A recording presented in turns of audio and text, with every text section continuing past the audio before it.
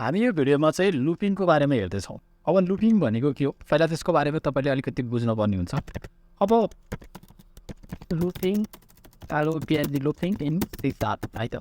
अब तपाईँले के बुझ्नु पऱ्यो भने जस्तो मैले तपाईँलाई के भने मलाई तपाईँको नाम 100चोटि प्रिन्ट गरेर दिनु भने मैले एकैचोटि मैले 100चोटि प्रिन्ट गर्नु भने मैले प्रिन्ट कसरी गर्ने जस्तो मैले सिडब्लु गरेर मैले विकास आरके लेखेँ भने यो कतिचोटि प्रिन्ट हुन्छ एकचोटि प्रिन्ट हुन्छ नि होइन। कन्सोल डट राइट लाइन गरेर मैले विकास कार्की भनेर मेसेज दिएँ होइन। अब यो मेसेज मैले दिँदाखेरि मैले यसलाई सपोज रन गराएँ भने के हुन्छ एकचोटि विकास कार्की रन हुन्छ होइन, एकचोटि विकास कार्की रन हुन्छ। अब तपाईँले इमेजिन गर्नु मैले 100चोटि रन गराउनु भन्यो भने तपाईँले के गर्नुहुन्छ यही विकास कार्की कपी पेस्ट गर्दै गर्दै गर्दै गर्दै गर्दै गर्दै तपाईँले अब 100चोटि पुऱ्याउनु भयो भने होइन विकास कार्की यसरी आउटपुट आयो नि 100चोटि त लेख्नुहुन्न। अब त्यसको लागि हामीले के गर्छौँ लुपिङको प्रयोग गर्छौँ। मैले यो जस्ट इक्जाम्पल दिएर बुझाउन खोजेको र हामीसँग स्पेसल्ली लुप भनेको 3 प्रकारले युज गर्छ। एउटा वाइल लुप छ है, वाइल लुप छ, एउटा भनेको तपाईँको डु वाइल छ है, र अर्को भनेको फर लुप छ। र तपाईँको 90% टाइम भनेको हामी फर लुपलाई प्रयोग गरिरहेका हुन्छौँ। असल मतलब पहिला सुरु गरौँ हामी वाइल लुपबाट। यसलाई प्रोग्रामिङको एउटा हार्ट नै भन्न मिल्छ, एकदमै इम्पोर्टेन्ट नै पार्ट रहेको छ है। सबभन्दा पहिला वाइल लुपको बारेमा हेरौँ है त। अब वाइल लुपको बारेमा बुझ्नको लागि म तपाईँलाई एउटा के गर्छु भन्दाखेरिमा कुनै भेरिएबल बनाउँछु, फेरि भेरिएबलको कुरा त आइ नै हाल्छ।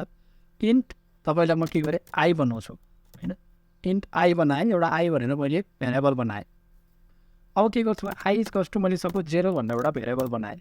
त्यसपछि के गर्छु भने म सिधै वाइल भनेर लेख्छु, वाइल लेख्छु डब्लुएचएलए वाइल वाइल। अब यहाँ मैले के गर्छु मैले इफभित्र जसरी कन्डिसन दिएको थिएँ होइन, कन्डिसनल स्टेटमेन्टहरूभित्र जस्तै मैले वाइल आई मैले भेरिएबलको भ्यालु जब के छ त भन्दाखेरि जस्तो आई भनेको मैले सपोज पहिला 5 राखेँ होइन। आई इज अब म के गर्छु लेस देन युज गर्छु, लेस देन 5 छ भने अथवा less than I is greater than अथवा भनौँ आई इज लेस देन 6 छ भने होइन, लेस देन 6 छ भने म के गर्छु भन्दाखेरि के मेसेज दिन्छु नामै प्रिन्ट गरिदिन्छु सपोज होइन। मैले सपोज गरेँ मैले भ्यालु नै प्रिन्ट गरिदिन्छु है अहिलेको लागि, नामभन्दा पनि मैले आईकै भ्यालु प्रिन्ट गरिदिन्छु। र त्यसपछि यहाँभन्दा तर म आई प्लस प्लस गर्छु। हेर्नुहोस् यति गरिसकेपछि आई प्लस प्लस गरेँ मैले। अब हेर्नुहोस् यहाँनिर तपाईँले केही कुराहरू बुझ्न आवश्यकता छ है, केही कुराहरू बुझ्न आवश्यकता छ। जस्तो के हो त भन्दा सबभन्दा पहिला मैले भेरिएबल डिक्लेयर गरेँ, त्यसमा तपाईँलाई केही पनि कन्फ्युजन छैन, भेरिएबल डिक्लेरेसन गर्न तपाईँलाई आउँछ होइन। डिक्लेयर गरेर असाइन पनि गरिसकेको छु मैले भ्यालु। त्यसपछि यहाँ वाइल लुपको लागि के हुन्छ भने सबभन्दा पहिला वाइल लेखेर हामीले स्मल ब्रासेसभित्र त्यसको कन्डिसन दिनुपर्छ। कन्डिसन भने के हो अब हाम्रो कहिलेकाहीँ आईको भ्यालुलाई लेस देन 6 छ, ग्रेटर देन छ, ग्रेटर इक्वल्स टु छ, नट इक्वल्स टु छ होइन, यतिको एक्ज्याक्ट इक्वल्स टु छ, यो दुई डिफ्रेन्ट कम्पेरिजन अपरेटर राखेर हामी के गर्छौँ यो भित्र कम्पेरिजन गर्छौँ। त्यसपछि यो कन्डिसन म्याच भयो भने हामीले के प्रिन्ट गर्ने त अब कन्सोलमा हामीले के आउटपुट दिने भन्ने कुरा चाहिँ कन्सोल डट राइट लाइनमा देखाएको छु। मैले जस्ट आईलाई प्रिन्ट गरेँ। अब के हुन्छ भने अब हामी के गर्छौँ इन्क्रिमेन्ट अपरेटर अथवा डिक्रिमेन्ट अपरेटर, इन्क्रिमेन्ट अपरेटर भनेर भन्छ जसलाई आई प्लस प्लस भनेको, यसको बारेमा पनि म अर्को छुट्टै एउटा भिडियो बनाउँछु। त्यहाँनिर पोस्ट इन्क्रिमेन्ट पोस्ट डिक्रिमेन्टको कुराहरू पनि छ, प्रि इन्क्रिमेन्ट फ्री डिक्रिमेन्टको कुराहरू पनि छ। तर अहिलेको लागि आई प्लस प्लसको काम के हो त भन्दाखेरि सबभन्दा पहिला आईको भ्यालु 5 छ अनि आई लेस देन 6 हो त भनेर भन्छ। आई लेस देन 6 हो त आईको भ्यालु सपोज 1 छ अरे अहिले होइन, आई लेस देन 6 हो भनेर मैले भने कन्डिसन त म्याच भयो नि, किनभने आई 1 भनेको त 6 भन्दा सानो, त्यसो म्याच हो भने आईको भ्यालु यहाँ प्रिन्ट हुन्छ। त्यसपछि आई प्लस प्लस भनेको अब के हुन्छ आईको भ्यालु 1बाट 2 हुन्छ, 2 इज लेस देन 6 फेरि म्याच भयो। त्यस्तो हुँदै जाँदाखेरि चाहिँ कतिचोटिसम्म तपाईँको चाहिँ यो कन्सोल डट राइट लाइन हुन्छ भन्दा एकचोटि 1 प्रिन्ट हुने भयो, 2 प्रिन्ट हुने भयो, 3 प्रिन्ट हुने भयो, 4 प्रिन्ट हुने भयो, 5 प्रिन्ट हुने भयो होइन, 5 सम्म प्रिन्ट हुन्छ।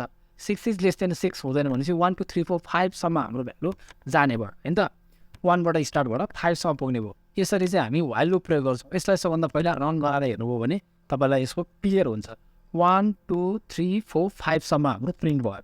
हो तपाईँहरूले यो कुरा बुझ्नुभयो होला है।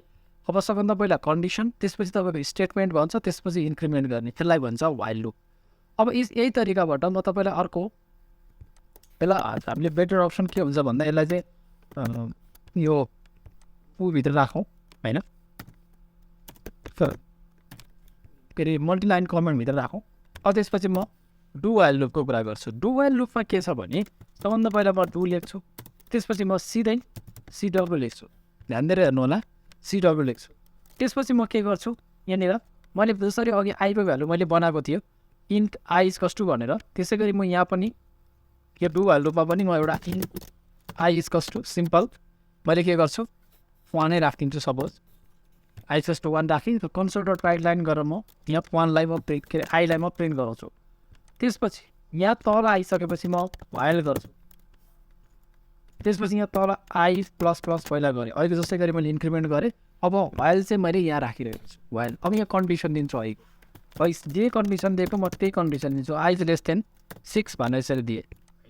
यसरी मैले कन्डिसन दियो, यसलाई भन्छ डु वाइल। अब यसले कसरी काम गर्छ भन्ने कुरा तपाईँले बुझ्नुपर्ने हुन्छ। सबभन्दा पहिला मैले भ्यालु त डिक्लेयर गरेँ, असाइन गरेँ, डु लेख्ने र एकचोटि चाहिँ त्यसले कन्डिसन चेक नगरिकन त्यो कोड एक्जिक्युसन हुन्छ, कन्सोल डट राइट लाइन चाहिँ एक्जिक्युसन हुन्छ।